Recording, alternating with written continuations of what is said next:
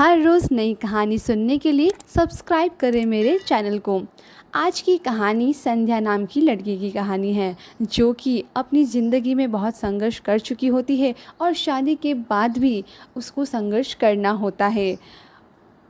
संध्या के पिता का पहले ही देहांत हो चुका होता है और घर में कमाने वाला कोई भी नहीं होता है। तब संध्या अपनी माँ से बोलती है कि माँ, मैं कुछ छोटा मोटा काम कर लेती हूँ, जहाँ भी मुझे साफ़ सफाई का काम मिलता है मैं वो भी कर लूँगी। और उसकी माँ हामी भरती है और उसको मजबूरी में अपनी बेटी को काम कराने भेजना होता है, ताकि वो अपनी 2 वक्त की रोटी का जुगाड़ कर सके। संध्या और उसकी माँ ज़्यादा पैसे वाले तो नहीं होते हैं और उसके दूर के मामा जी संध्या के लिए रिश्ता लेके आते हैं।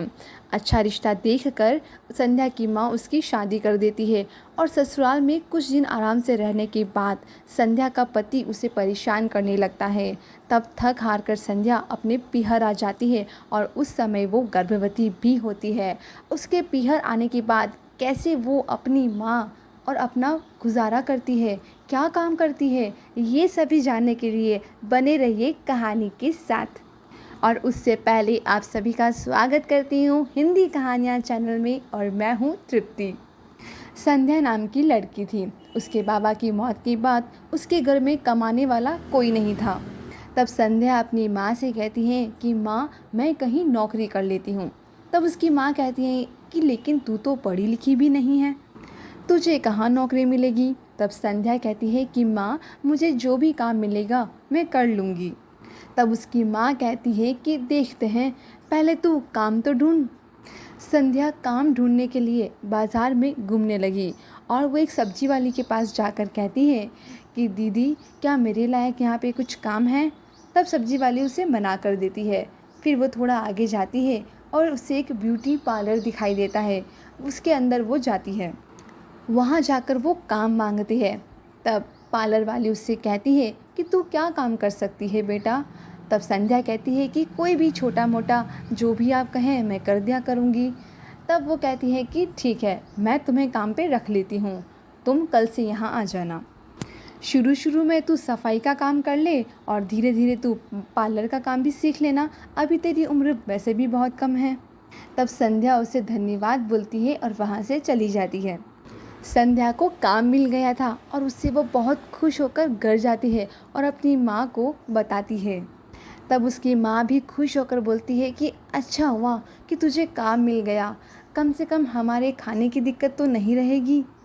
अगले दिन संध्या पार्लर पहुँची। सबसे पहले जाते ही उसने पार्लर की सफाई करना शुरू किया और फिर एक जगह बैठकर देखने लगी कि शिक्षा कैसे काम कर रही है। तब शिक्षा संध्या से बोलती है कि संध्या, वो स्टीमर ऑन कर दे। जब सफाई का काम नहीं होता था तब शिक्षा संध्या से पार्लर का काम भी करवाया करती थी। और कुछ दिनों के बाद शिक्षा ने संध्या को काम सिखाना शुरू किया। तब एक दिन शिक्षा संध्या से कहती है कि ये स्ट्रेटनर है, उसे ऐसे पकड़ते हैं और इसका टेम्परेचर हमेशा लो से मीडियम ही रहना चाहिए। अगर ज़्यादा टेम्परेचर रहेगा तो बाल जल भी सकते हैं। संध्या जल्दी जल्दी काम सीख रही थी और एक ही महीने में वह काफ़ी कुछ सीख भी चुकी थी। तब शिक्षा संध्या से कहती है कि बेटा, इन क्लाइंट का फेशियल कर दे। वो कहती है कि जी दीदी। संध्या अच्छा काम करने लगी थी। तब शिक्षा ने उसकी पगार भी बढ़ा दी थी। शिक्षा बोलती है कि ये ले बेटा, इस महीने की पगार। संध्या ज़्यादा पगार को पाकर बहुत ही खुश थी। तब घर जाके संध्या अपनी माँ से कहती है कि माँ, ये लो पगार, इस बार दीदी ने मुझे ज़्यादा पगार दी है।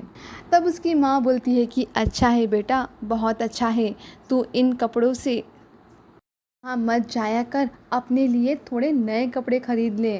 तब संध्या कहती है कि मैं सिर्फ अपने लिए ही नहीं, आपके लिए भी कुछ साड़ी नई खरीद के ले आऊँगी। जैसे जैसे संध्या काम सीखती जा रही थी, शिक्षा भी उसकी पगार बढ़ाती जा रही थी। संध्या भी अपने काम से बहुत खुश थी। 2 साल बीत चुके थे।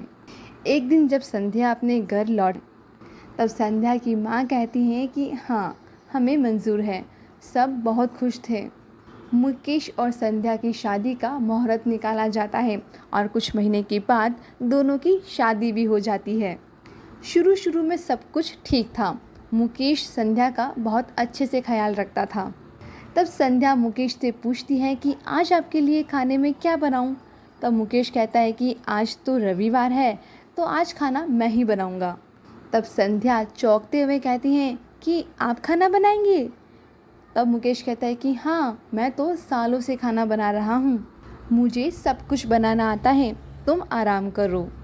संध्या बहुत खुश थी कि उसे इतना अच्छा पति मिला है और उसकी खुशी दोगुनी हो गई जब उसे ये पता चला कि वो गर्भवती है। कुछ महीने बीत गए और एक दिन मुकेश शराब पीकर घर आया। तब संध्या दरवाज़ा खोलकर पूछती है कि आज आपने शराब पी है?